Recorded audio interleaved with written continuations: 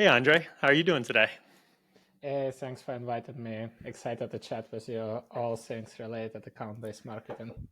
I'm excited about it as well. So, I wanted to kick this off and just ask, how do you define ABM in 2024?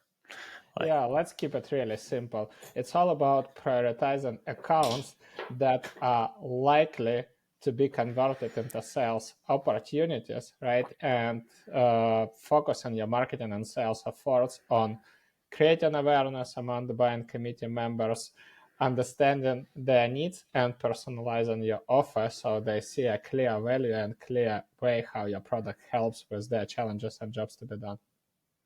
it's pretty straightforward. So, I always think of ABM as the spectrum. I know it can get very sophisticated with like targeted ads.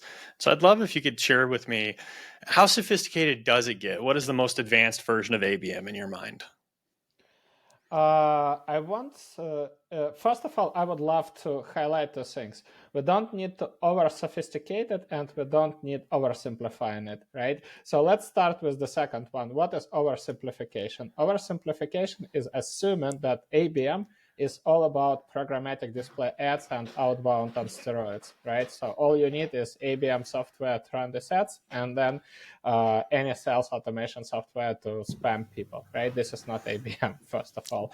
Now, our complication is when you kind of start buying all potential software, right? And then you start checking even things that are not really essential in the beginning, and they are like very, very complementary to the ABM approach. For example, the keywords target accounts are looking for, right? You pay, I don't know, like solutions that provide that intent 50K. Then you are going and pay, for example, G2 for their intent data, right? So it's, looking for the accounts that are reviewing different testimonials, right, on their portal, etc., etc. So I would say that overcomplication comes from investing into these types of solutions. What you really need to do, and basically that would be an answer to your question. What you really need to do is understanding the buying process of your target accounts, right? Which means you need to have a holistic overview of how these people buy, what triggers their buying process, who is involved in that buying process, right? Whose budget is paying for your solution. And next, the most important thing is how can you make accounts problem aware? Because I bet, and this is the reality of B2B markets, right? A lot of markets are unvetted, which means that companies are not problem aware, right? So this is kind of essential. And for you, it means that you can't literally sell to you can't sell your software, your product, right, to companies that are not problem aware. So this is kind of the essence. It could be super sophisticated, right? If the buying journey is super complex, and then you want to kind of dive in and understand all the touch points with potential buyers, but I think that's not really the case. In most cases, whenever you'll understand what triggers it, right, then you can translate it into signals, right? What signals should we pay attention to, so we can identify these accounts that would be likely to be converted into sales opportunities. Next, what are the channels of influence? Basically, how can we create awareness among these accounts? How can we engage with the buying committee members? And next is the account research. Account research is always divided into two parts: collecting the publicly available information, right, about these accounts, which kind of could be used as a product need evidence. And then there are always things that you can validate only through one-on-one conversations, right? So this is only the way how you can understand if that account is in market or not in market, right? So that's basically it. Yeah, you've kind of alluded to a couple of the questions I wanted to ask, and where I wanted to go with this next is how simple can it get, right? So you talked a lot about accounts that are not yet problem aware. So let me see if I understand this. What we're talking about is we have an outbound team, outbound SDRs, and they're cold calling, Pepsi, for lack of a better example. I know that's probably not, I mean, obviously Pepsi buys B2B SaaS, so it's not a bad example. We're calling Pepsi, and the decision makers at Pepsi just do not understand that they have a problem that your solution can solve. So with ABM, what you're talking about is you're doing a number of things to try to get marketing content in front of them so that they understand that there is a problem, so you can combine those efforts with your outbound calling and have a better conversion rate over the life of the efforts to convert that prospect into a customer. Is that about right? Yeah, absolutely correct. So let's quickly nail down the most common mistake, right? This is when companies apply broad firmographics criteria to account list building, or just getting a sales wish list, and it's all about, hey, this is my sales list because all these companies are in my area or in my territory, so I want you to target them. And there is nobody cares if there is like a product need evidence or no, right? Obviously then what can you do? You only can play the game of numbers, right? This is why everybody thinks we need technology, because it's not realistically possible to market to thousands of accounts in a meaningful way, right? Now the second thing here is, like you said, we need to whenever you build a list of accounts, that list should have three subcategories, right? The first one is declared intent. So these are the accounts like the hand raisers, right? Those that are willing to talk to you. Sometimes these are like, usually this should be accounts that are already in your pipeline, right? So you work on pipeline acceleration and altogether kind of try to win the deal faster. So just to clarify, we're talking about accounts that have engaged with your marketing and raised their hand saying, I would like to talk to sales. Correct. So, or submitted the form on the website, right? Or they used to talk to sales. And so altogether, marketing and sales start working on accelerating the opportunity, right? Now, the second list is highly engaged accounts. And these are accounts, usually, if you'll talk to anybody who has a strong experience in sales, right? Usually they would tell you a list of criteria what makes account a perfect fit, right? They would say, okay, they meet this specific firmographics criteria, then these are specific business signals, so these certain circumstances are true in this specific account. And next, they would list a few parameters, right? That account is aware of our company, etc., right? So then you start transforming this into signals, right? What can tell us that this is true? So for example, they might say, okay, this account has visited our website in the last 30 days several times, spent, let's say, 10 minutes in total, and they were checking demo, pricing, integrations, etc., whatever you define as a high intent page, right? Next, we know that we have already a few named buying committee members in our marketing automation software. Maybe they signed up for our webinar. Maybe they are engaging with our LinkedIn ads, whatever. Maybe they are engaging with thought leadership content. So we assume that account is already vendor aware, right? And somehow they are evaluating our product, right? The key point here, right? The key point and the key question here, what are the criteria that tell us that account would likely to have a need in our product, right?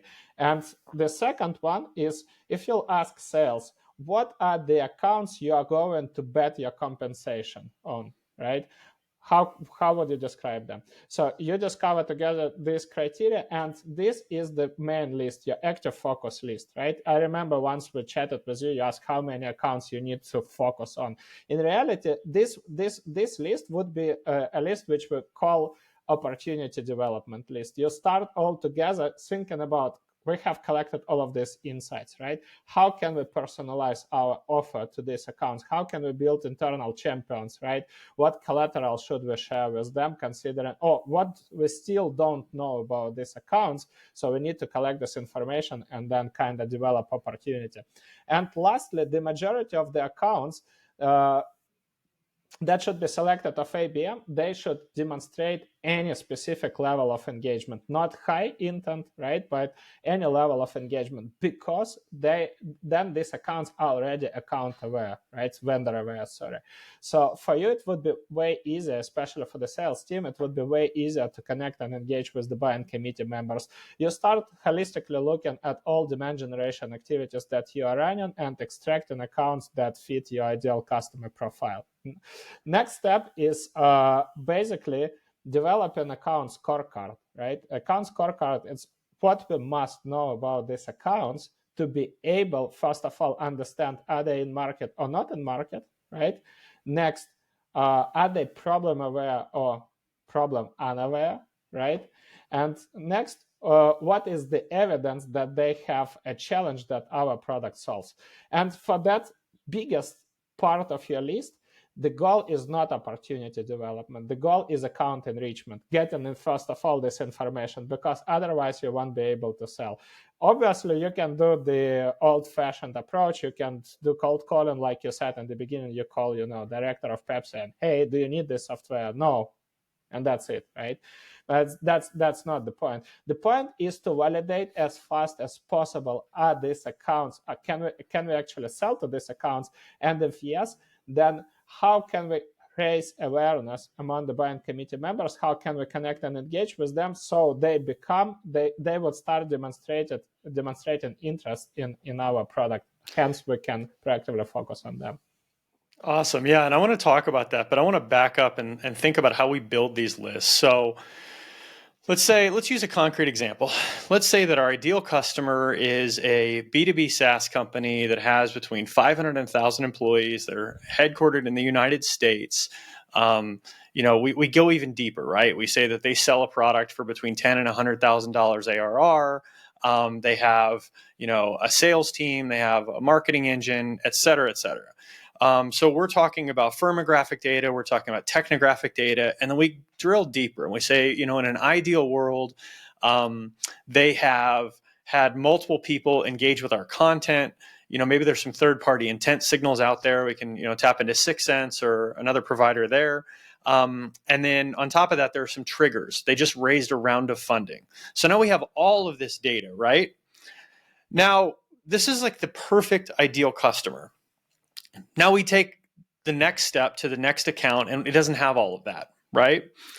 Now, when you think about ABM, let's say, for example, that the next account doesn't have any marketing engagement whatsoever, no intent signals, but otherwise it's a perfect client.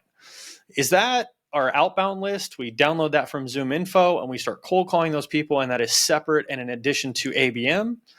Let's say it's a different account and they go and they download a white paper, is that an MQL and that's separate in addition to ABM? Or do you think of ABM as replacing one or both of those motions? So we shouldn't separate ABM from other motions. I think this is kind of the mistake that is happening everywhere. So first of all, you need to have a cohesive model, right? Whenever you run demand generation activities, brand awareness activities, and sales should be a part of these activities. I firmly believe that sales must work on creating awareness among that strategic accounts, right? And they should always identify the strategic accounts and validate, like we just discussed. Okay, if that's completely cold account, but they fit our ideal customer profile, right? How can we validate? For us, the most important question is, how can we validate, are they in market or not in market, right? And then if there is a strong evidence that they have a challenge our product solves, that should be the key, right? And for us, it would be essential, for us as an organization, for us it would be essential to create playbooks to get this information. Now, when you build a list of accounts, right? Again, ask anybody from sales, and they would always tell you, we want marketing to make sure that the accounts that we are kind of prospecting are vendor aware, at least vendor aware, right? That's always what everybody from sales says. So the point is then, if we have like identified account, but we have zero clue, are they in market, right? Do they have a challenge that our product solves? For us, like I would talk to marketing. Okay, let's include that account in our demand gen app, while I'm, as a sales rep, I'm going to kind of quickly validate that information. I would try to kind of get to talk to multiple buying committee members and see where they are in their buying journey, right? Now, so is this just one motion then? So, I mean, are we replacing outbound and inbound, and we're just saying all of our efforts are going to be a cohesive, holistic ABM motion? Correct. Absolutely correct. I don't see, honestly, I don't see any sense into having siloed motions. I believe in cross-functional teams. right? Where all teams are aligned, basically all of them have revenue targets, because only then you start thinking holistically, how can we get that revenue, right? Then you stop thinking about MQLs, you stop thinking about some vanity metrics that have no business impact, because the worst thing that you can develop in the organization, and as you know, most companies, they have horizontal setup. So which means like there is like awareness function, demand gen function, demand capturing function, everybody focuses on different metrics.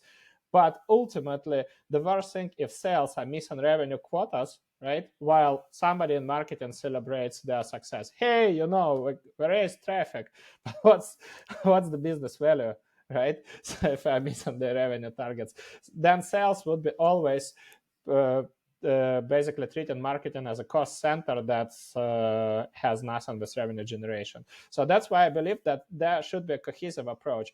We should always start from that point, right? What are the markets, what are the segments, or what are the clusters where we have high win rates, shorter sales cycles, high ACV, right? So that would be the first thing. We should always focus on and double down on these segments. Next, what are our best clients in these segments on these markets, right? And by best clients, I mean companies that generated highest revenue so far and the top fastest deals, because sometimes the companies that generated most of revenue, it could take you year and a half to generate that contract, right? So it makes no sense to proactively focus on acquiring these accounts. I'm not saying that you shouldn't do it, you should, but this your list shouldn't be limited only by these accounts. Yeah, of course. So right now you're effectively talking about defining your ICP and your buyer personas. But that's the first step. It's first of all, it's not before ICP. It's all about, okay, where should we focus our efforts to generate revenue, right, to hit our targets? That's the first question. Yeah, absolutely. So I want to clarify one thing. I think it's interesting. You say most companies are doing this, most companies are doing that. And so I don't know the world that you play in, but just like mathematically speaking, most companies, 94% are under $1 million in revenue and probably have no marketing at all. And then we work with larger companies than that, but some of our customers have little to no marketing today. And our own company, we have limited marketing resources. And so there's a part of me that wants to ask, how simple can this get? I mean, if the only thing you have is one or two marketers and all you have is email and maybe LinkedIn DMs or LinkedIn posts, and of course, like the ability to do cold calls, can you still run an ABM program? Or do you need a whole team of marketers and ad spend and lots of technology to do this? No, absolutely. And as you know, we are always promoting the philosophy of pilot programs, right? And pilot programs, these are small scope programs with a limited team, a limited budget, and existing technology. You shouldn't purchase anything additionally. You shouldn't come up and say, hey, I need to hire agency, or hey, I need a big budget to run programmatic display ads. No, the key point is you start small, literally doing all the things that we have discussed so far, right? Next step is always, whenever you define these best accounts, right? Let's say top 5 by revenue, top 5 fastest deals. Next step is analyzing in details their buying process and the buying committee, right? And literally who you need to define is the decision makers, basically people whose budget paid for your solution. Next, champions, who was selling your software in-house, right? And lastly, the power users, people who are using your product on a daily basis, right? Then with champions, you need to, first of all, this would be the core people you need to focus on the ABM programs, right? So what was their buying journey? You need to kind of have, in ideal world, you need to have one-on-one conversations with these people, right? What triggered that buying process? How they were basically evaluating vendors? Where did they go? What information they were looking for? How did they present your software, right? If they were checking competition, how did you see your solution different different, what they loved, right? What are the red flags, and etc. With power users, you can talk about their jobs to be done before and after, right? So what's happening, what's the tangible business value they are getting out of your product. And for the decision makers, you can validate this through champions, right? What is the impact on the business, right? Usually it's like additional revenue or cost savings, right? In most cases. So that's kind of the key. You need to understand these typical patterns, right? Where did they learn? You can ask who they are following, from whom they are getting professional information. And after this, all you need to do is just map out 5 to 7 programs that kind of aligned with the entire journey. First one, how can you create awareness, right? And by awareness, I mean not only how you can attract attention to ourselves, but also how you initiate change management, right? So they're dealing with a specific challenge. Maybe they are not even challenge aware. That would be the truth for the majority of accounts, right? So how can you pinpoint the attention to ineffective ways of running specific operations inside the organization, right? Next, where you can find these people, right? Where you can engage with them. Everybody thinks immediately about LinkedIn, but in reality, let's say you are selling to manufacturing organizations and you are selling to engineering departments. These people are not active on LinkedIn. So you can run ads, you can send emails, you can have the best automation software, but that would be a waste of time. So the next question is how basically you can connect and engage with these folks. For this specific example, I'm just sharing from practical experience, right? There are usually specific industry associations, right? And they are running a lot of field events. This is where these folks come, engage with each other. By the way, the same is true for pharma segment, right? So these people usually meet offline and have these peer-to-peer conversations. So for you, potentially the best way to raise awareness among your target accounts and basically meeting with your buying committee members would be partnering with these associations, co-hosting the events, doing content collaborations, etc. So that's the thing. Next, so let's yeah, before you go to the next point, let's dive into awareness a little bit. So let's say that you have really limited channels, and let's say, for example, that you don't have any ad budget, because I think it's easy for me to understand how you might do this with ads. You've built up this target account list. Now, it's difficult or inadvisable to put them on your email list, especially in Europe, but even in the United States, right? Like we don't want to just throw them into HubSpot and start emailing them. We don't have ad spend. You talked about some industry associations. How else would you raise awareness with this? And I ask from the perspective of what we're doing internally, where we're getting a lot of visibility on LinkedIn. We try to drive people to our newsletter, but at the end of the day, we're not going to just add people to our email list so that we can get in front of them. So what would you advise a company in that state to do? Yeah, that's why I mentioned few solutions, right? First of all, you always need to run this customer research, one-on-one conversation. So aside from their buying process, I would always ask, who do you follow? Where you are getting the professional information from? So usually that would be the way, right? And maybe associations of these niche communities would be your primary source of creating awareness, right? So these collaborations. Next one.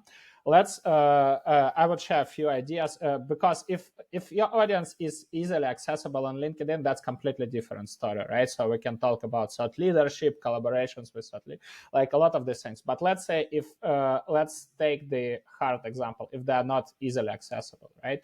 There could be a few ideas. If you have good customers, or let's say well-known customers in a specific region, right? What you can do, and if you have a good, strong case study with that customer, so you can basically co-host an event with these customers. Basically, you ask to rent the conference room, or maybe if they have, if they're in the office building, there are other bigger conference rooms. And what you used to do, you kind of borrow their brand and you start calling the accounts in that vertical, right? Calling or inviting through different channels. Hey, you know what? We are hosting this event at Boston, let's say, with this company, right? So the company is like they know and kind of trust, right? So they might not be trusting vendors, but they trust these companies. And we want to talk about these specific best practices. This event is designed for.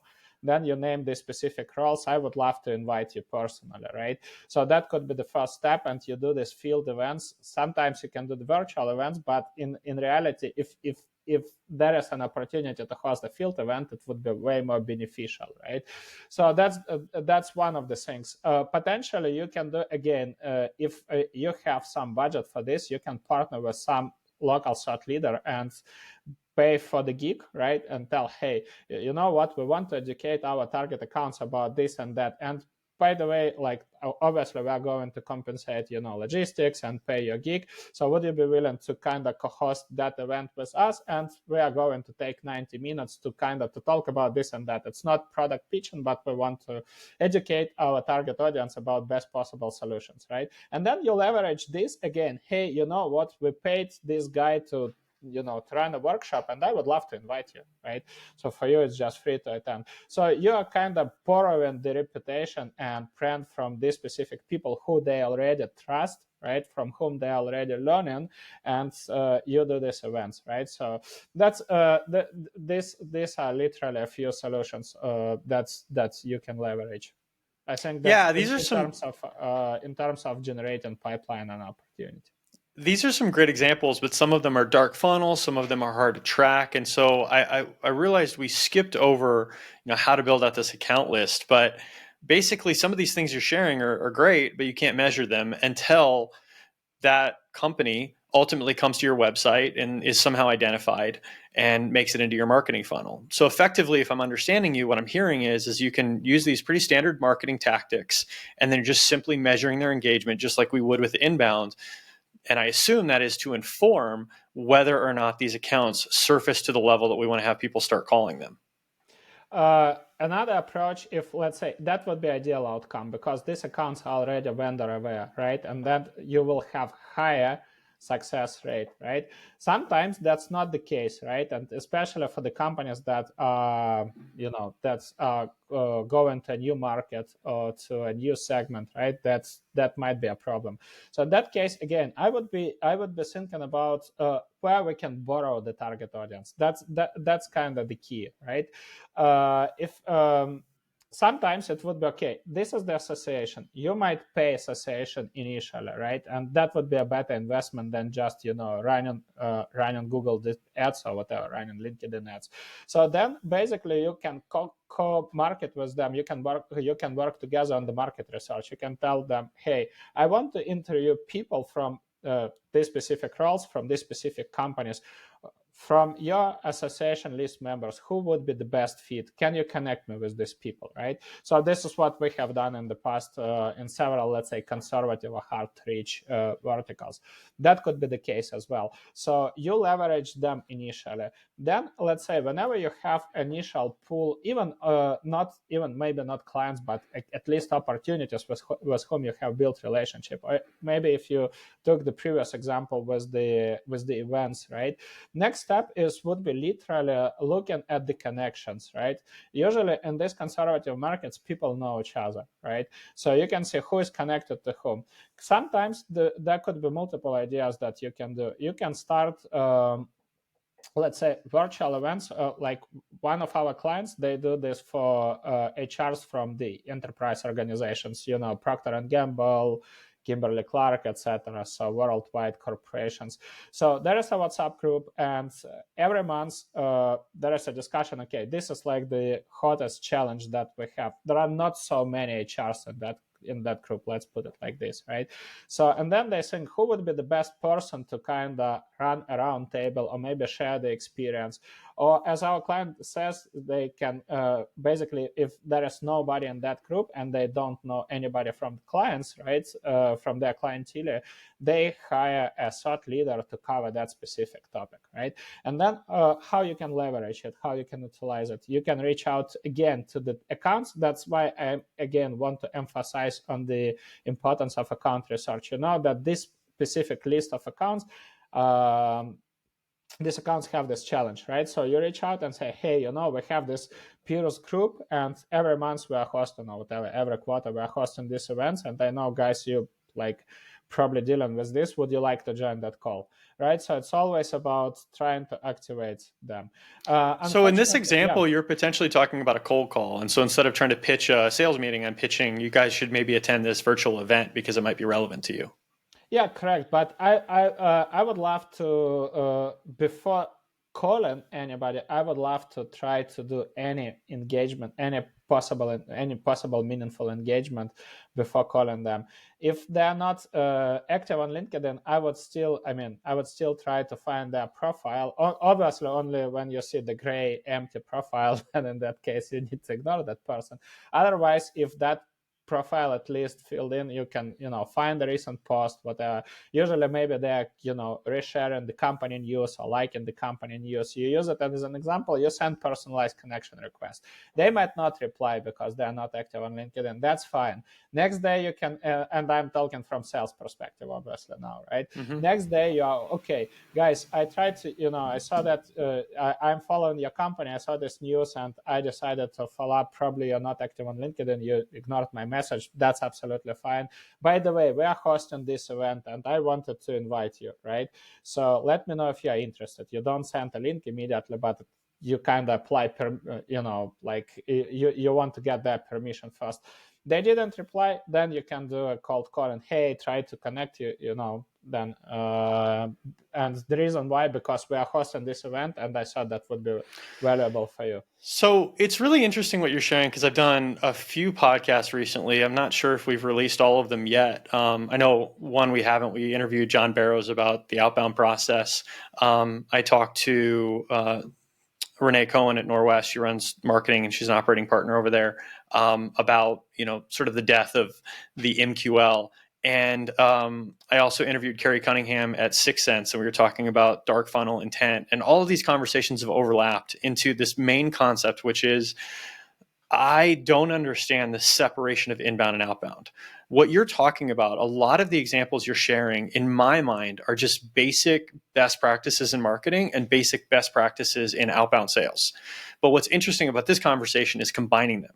So the problem that I have with inbound is we're saying, okay, we have this net that we're casting very wide out to the world, and we are buying ads, or we're posting on LinkedIn, or we have a newsletter or whatever, and we're driving people to our website.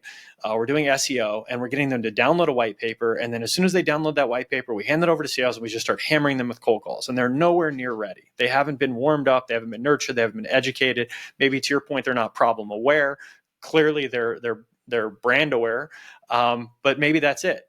Then separately, we go into Zoom Info and we download a list, oftentimes of just a bunch of companies that happen to fit some just basic criteria: industry, revenue, headcount, nothing more than that. And we start spraying and praying them. Neither of these things work really well. So what I'm guessing we're going to do in this conversation is talk about how we take both of these concepts and we narrow it down. We have a really tight account list, and then we're trying to figure out how do we get in front of this account in meaningful ways through these standard marketing activities, as well as these standard outbound activities. But the entire effort is combined. It's a holistic, focused effort. And there's a lot more I want to ask you about, but at a high level, am I understanding it correctly? Absolutely correct. So ultimately, you end up with a question: how altogether we can drive revenue this quarter while creating future pipeline? This is essential. A lot of companies, they try to squeeze out maximum of the existing, let's say engaged accounts. So like you say, okay, let's do this, spray and pray approach, cold call and cold email and everybody. But if nobody replies, what's next? Maybe you'll generate a few opportunities this quarter, but your future pipeline looks very light. And then you start dealing with the problems, right? Because you already did all these outbound activities. Who are going to call? Obviously, from that point, companies start, okay, let's even broader it. Let's develop even broader ICP, right? So let's try to call anybody who might be interested. And what we do, and what you described holistically. Instead of this, okay, what are accounts that already demonstrated vendor awareness and potentially, right, high intent? So let's call high odds accounts, right? Accounts that are likely to become sales opportunities. We define this. And this is a good measurement for your demand generation function. Obviously, like two lists: declared intent companies that come and tell, hey, I want to talk to sales, right? And highly engaged accounts that you proactively are going to activate together with sales. And the biggest part would be accounts that demonstrated some engagement, or maybe in some cases there is no engagement at all. You are going to a new segment, to a new market, right? Whatever. And then the case is, how can we, like you said, how can we validate that they have a need in our product, right? Because if some of them don't, we kind of disqualify them. Next, if they have a need in our product, how can we make them problem aware, right? So, and then you start thinking in terms of these activities. You start developing these collaborations with these buyers, collecting, which we call, the goal is account enrichment, right? Getting this information. And next, how can we accelerate the nurturing, right? Maybe it makes sense to run these events. Maybe in some cases, again, I'm just sharing a few practices, right? Maybe it makes sense to suggest so-called, strategy sessions or inspiration sessions, like one of our clients does. It's all about reviewing the current status quo processes, because if the client is not bought in that they have a process problem, they are not going to buy your product, right? This is for the problem unaware accounts. Andre, if you'll forgive me for interrupting, like, you're sharing so much valuable information, but it's a lot at once. So I want to break this down into smaller components. So let's just talk about the account selection. So we want to build this account list, and the account list is an account list that we want to market to in whatever ways we can. And maybe we do have ad spend, and maybe we can put targeted ads in front of them, and or we want to call these folks and start to warm them up. How do we build this account list? And this is something I'm thinking about myself right now, because you can, in theory, grab a lot of data. We talked about firmographic data, technographic data. We talked about past marketing and sales engagement. And then you also have third-party intent data. Do you have a view on the best way to actually combine a very large set of data here and analyze it to pick your account list? Is this ultimately coming into an account score, for example?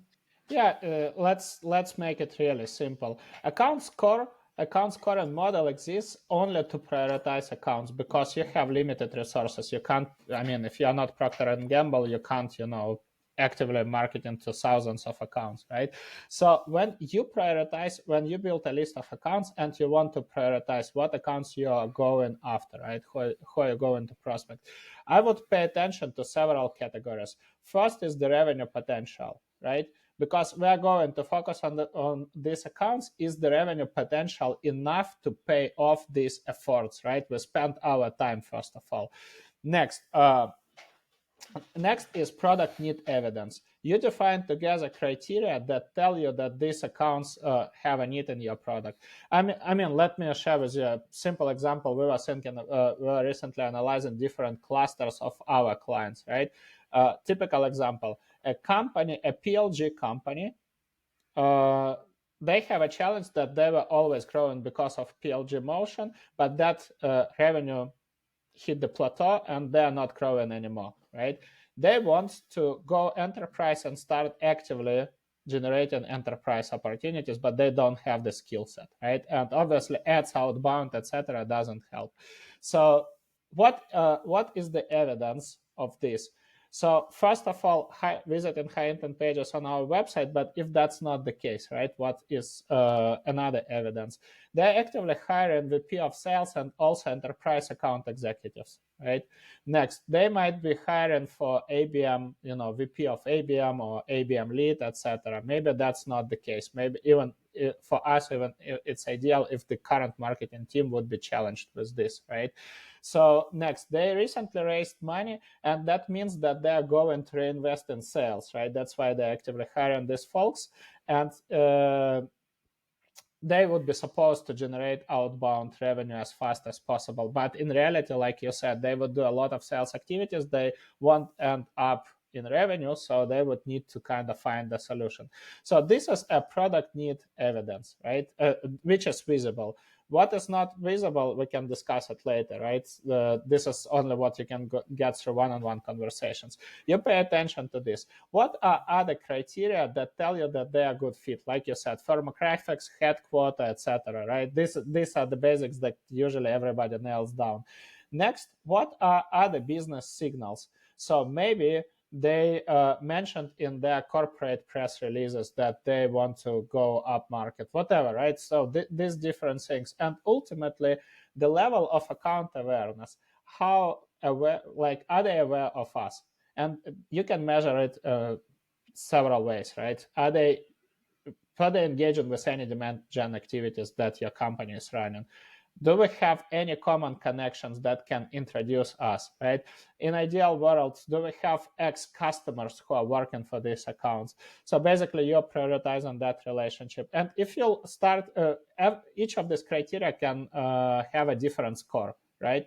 And literally, if you shouldn't have hundreds of criteria, it should be really a simple list, right? And altogether, marketing and sales, you start reviewing these accounts that get higher score, you simply start focusing on them, right? This would be your sweet spot. So we're simply going to create this account score. We've got the different criteria. We've got the scoring that we're going to associate with it. We build out this list, and okay, Pepsi comes up number one on the list because of all these factors you just mentioned. And now we are either going to market to them through whatever channels we can, and or we're going to pick up the phone and call them, maybe potentially share with them an event that's coming up or some other piece of value that we can share with them. In a, in a, if that was that simple, that would be ideal outcome, right? But generally speaking, first of all, you define the accounts. Next, you need to understand, like what we discussed before, right? You need to know the buying committee structure. Sorry, I don't mean to skip over all those steps. I just mean the final destination is that we've got an account list that we are either going to market to or we're going to sell to, and that is going to be all of our outbound and all of our inbound, or there's going to be some other accounts that we're targeting in different ways. You're basically saying you're building the account list that your entire sales and marketing team is going to go after together.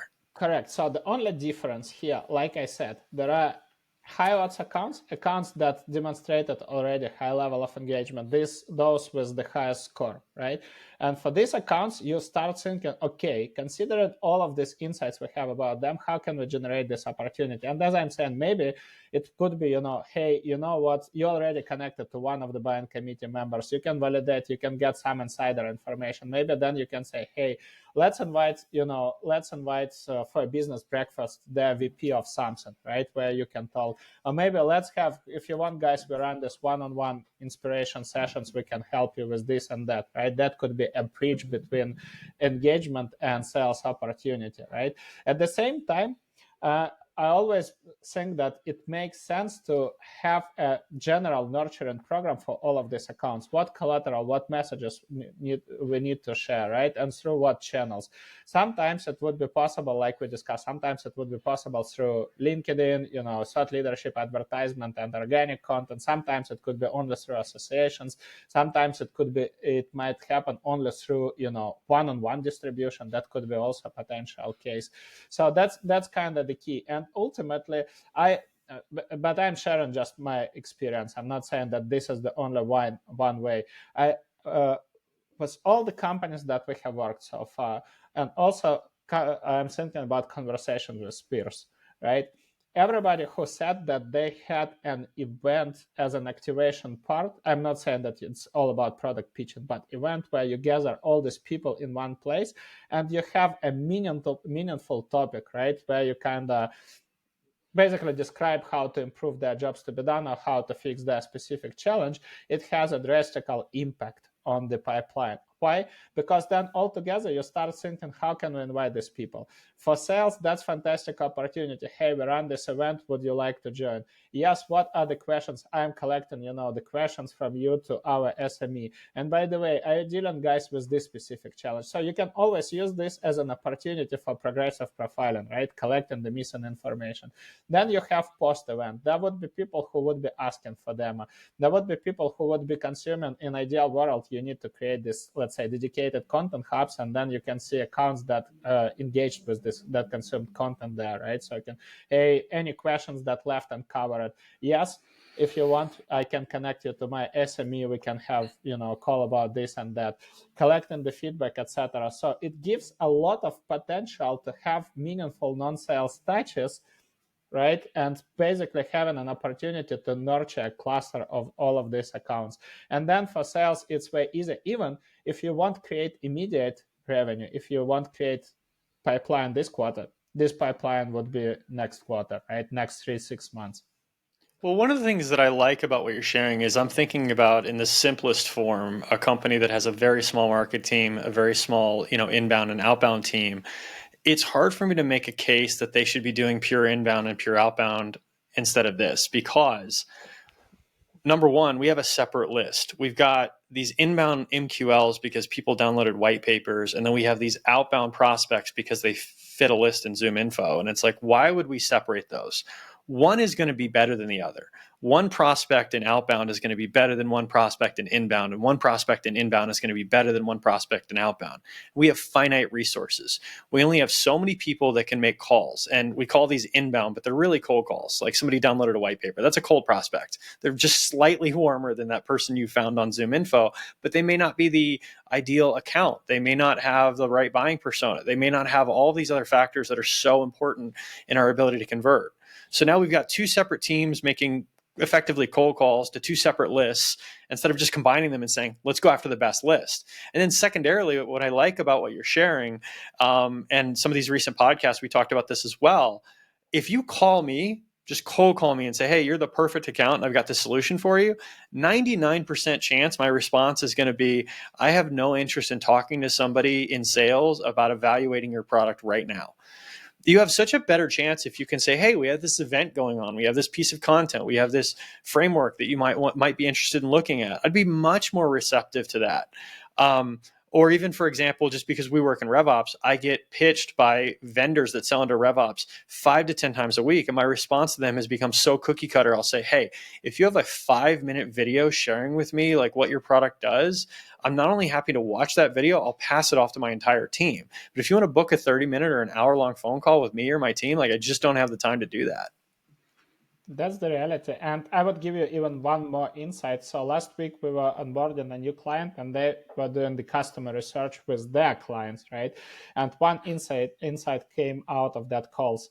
So they are targeting CTOs, and the guy told, look, I'm CTO of 5K employees company, right? I'm getting so many unsolicited emails. I'm not even, like that could be super personalized, but I don't really care if I don't know the sender. So nowadays it's not even, to get your email open, people, your target decision makers, or even your champions, they must know you, right? So you need to somehow raise that awareness. And that's kind of the reality why outbound pipeline is declining for almost, I'm sharing my experience. For all the companies I'm talking about, they're all complaining about this, right?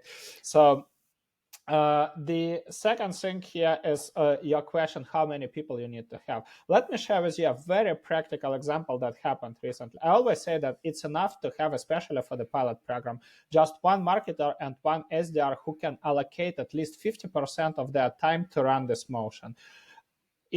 Wait, sorry, let's pause on that for a second. You're saying that you think you can run this with one marketer and one SDR. Correct. Absolutely correct. And this is what we do with all of our clients. Just one marketer and one SDR. That's literally it. Why? Because even if, I spent 18 years in that space, right? I have years of experience of running this ABM program, but for every client, it's unproven motion. So we can't try to run a mass program for unproven motion inside that organization. The goal of ABM is to develop a successful proof of concept, and that pilot team becomes a center of excellence, right? So they start onboarding the rest of the team. So the key here is obviously, right, what we have discussed so far, making sure that we focus on the right markets, right verticals, right, and the right accounts, whom we are likely to generate opportunities. So if it's that expansion, so we select the right clients with the expansion potential, right? These things. Now, to give you literally an example, what we have done from our company, right, full funnel, we're a small team, right? Simple example, we wanted for this year, we prioritized Nordics market, right? So what we did 2 weeks ago, we hosted a field event in Copenhagen. We found a local partner company called Dream Data, right, which is attribution software, end-to-end attribution software. And for many years, we are partnering with Demandbase. So we validated, are you guys interested in Nordics? They told yes. So let's co-host this field event together. right? This is the ICP that we want to target. Altogether, we decided that it would be invite-only event, right? We don't have a huge network. We don't have strong presence there. That was partially a question that you asked me in the beginning. But what we did, right? Altogether, we defined, okay, let's send this manual invites, and we did this. So meanwhile, we started proactively targeting this specific list of accounts to somehow raising that awareness, right? So ultimately, we had 76 signups, 30 plus came from our side, 30 plus came from demand base and from trim data altogether. But whenever we had a joint sign up list, so we were able to reach out to people. We were talking about their challenges, what they would love to learn, right? Why do they think these challenges are happening in these organizations? I'm not saying that everybody was sharing the full context, but we got a lot out of it. Next was the educational event and all of these face-to-face conversations. And we asked them, if you can, bring somebody from sales, right? So we can even talk to both teams, right? And this is basically what we are solving right now. We have all this discussion about joint playbooks, right? So we can hear sales. And we developed a very specific workshop, which is all about collaboration between marketing and sales, right? And this is a simple example that was executed just only by me and my co-founder, right? So that's a simple example of how the campaign could be executed, right? But the question here that we need to prioritize it, and we need to allocate time to make sure that it will work. It's not possible if all the time you think, okay, I have time only to send, I have time only to run ads, or I want to find scalable channels. Like from my experience, enterprise growth, enterprise deals are not coming from the scalable channels everybody thinks about. They're coming from activities that seems to be not scalable, but they actually drive pipeline and revenue. Yeah, and so let's talk about that for a second. So let's use Pepsi as our example, and that is obviously an enterprise account. But let's also just pretend like, I don't know, pick a random company that's middle market. You want to go after them; they're the perfect customer, but they have no idea who you are. So does that make it on the list? Does it not make it on the list? I guess that depends on your account scoring criteria. Correct. But how often are you going to revisit that? I mean, so for example, you're doing an event and Pepsi or this unnamed mid-market account happens to come to that event. How often are you sort of reshuffling the list of the accounts that you're specifically targeting here? Every week. So from my experience, because here is the misbelief about ABM. Everybody thinks that this is kind of a static motion. You have one-to-one, one-to-few, one-to-many. In real life, the best programs are a mix of all of these programs. And you need, why I mentioned a cohesive model in the beginning, right? The more you are running demand generation programs, the better programs you run, the more account engagement you'll be able to drive. You'll be able to identify newly engaged accounts, right? Then for some accounts, like we discussed, you see that there is not enough product need evidence, right? Or basically these are bad fit accounts. So you just literally disqualify them. Every week you update the scoring, right?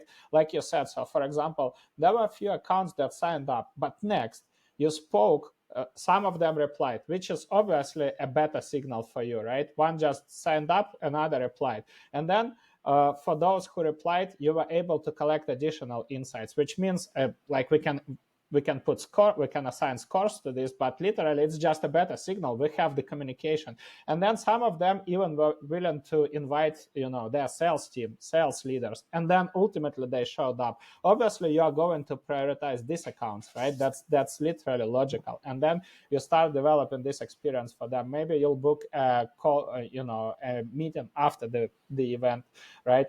Or joint call, whatever, right? Hey guys, if you want, we can help you with auditing your current processes and helping you to kind of revamp and improving them, right? So there could be multiple things. Or maybe if there is like, maybe that could be a declared intent. They would come and say, hey, I want to talk to you. Can you help? So that's these are literally the examples. So every week you need to run an ABM pipeline review meeting, right? You review a list of accounts. You need somebody in your team. You kind of need to have that role, right? Maybe it could be the same marketer who is in the ABM team. Maybe you can partially involve your RevOps manager, but basically any new engagement data that was identified, you need to kind of cross-share it with the ABM team, right? Sales should share the insights from all of these conversations. Marketing team should share all this visible engagement that was tracked, right? And based on this, okay, this account demonstrated a high spike. Let's connect. Let's plan. Let's do this next step, right? So that should be always the case. Andre, this is awesome. We're running up against time, and I still have so many questions left, but we're going to have to end it here. Thank you so much for joining me. Tell me, how can people find you? Yeah, they can type Andrei Zinkevich on LinkedIn. I believe I would be the only one person with bald hair. So Uh, it shouldn't be a big deal to find me. awesome. Well, thank you so much for joining us. This is a really fun conversation for me. Yeah, thanks a lot for inviting me. It was a pleasure chatting with you. Cool. So I'll pretend that I stopped recording, but I'm going to keep recording. Yeah, I mean, thanks for doing this. Any questions you have before we wrap up? No, I'm all good. How did you like it? Was good? I think it was really good. It was a lot of information to digest. I'm almost tempted to ask if you want to do like a part two, because I only got like a third of the way through my questions. Sure, if you want, we can plan another call and yeah. Awesome. Yeah, this is really fun. We're going to try to put this together, publish this. It might take us like 4 or 6 weeks. We can share with you like a media package. We can share some video clips, the full podcast. If you want to use that for anything you want to use it for, whatever you want to do. And then we'll try to post some clips on LinkedIn in due time to promote the podcast. And then, if you want to do that too, you can do that. If not, that's okay too. We'll just give you all the assets that we can give you to do whatever you want with. No, I'm happy to promote like we always do this. So no problem at all with this. When I will have this, just share links with me. We'll promote it in our newsletter, LinkedIn as well. Awesome. Well, thank you so much for taking the time to do this. Yeah, and thanks a lot for inviting me. So we'll stay in touch. Yeah, you're living in Barcelona now, right? Nearby, not far from Barcelona. I'm in Oh wait, sorry. You're more Valencia area, right? Yeah, correct. Okay. I don't know why I thought Barcelona, but yeah, I remember that now. My wife and I are very seriously contemplating spending the summer in Barcelona, so we'll see how that goes. Yeah, let me know if you'll travel. I can recommend you a few places, but honestly, I won't recommend you to spend your time directly in Barcelona. So You're not a fan? No, that's not the case. I like the city, but first of all, there is a huge crime, and especially in summer, a lot of unfortunately, a lot of people from Africa are coming. And then, I mean, if you just don't want to sit with with your bags and with your purses, so then Yeah, it I won't be the know. best destination. I know theft's an issue. We spent the summer there in 2021, and we also, the photographers for our wedding lived there, and they said I think that they had like $20,000 or $30,000 worth of camera equipment in a bag stolen. So it's pretty unfortunate. So yeah, I know that's a challenge there, but other than that, I really love Barcelona. But there's so much more to Spain to see. Like I've only been to Valencia for like one day when I was 20 years old. I haven't really had a chance to see it. So, and I've heard such great things about it.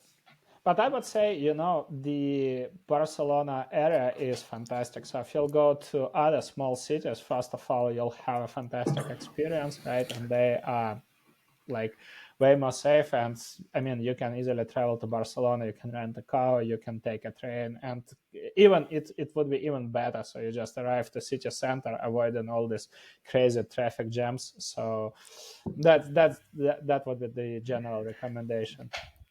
Yeah, well, we'll see how it goes. Maybe we get a chance to meet up in person at some point. Yeah, absolutely. Would be happy if you'll come here. Just let me know, and we'll figure it out how to meet. We'll do. Well, thanks for your time. Yeah, it's my pleasure. Thanks for inviting me. Take care. All right, bye, Andre.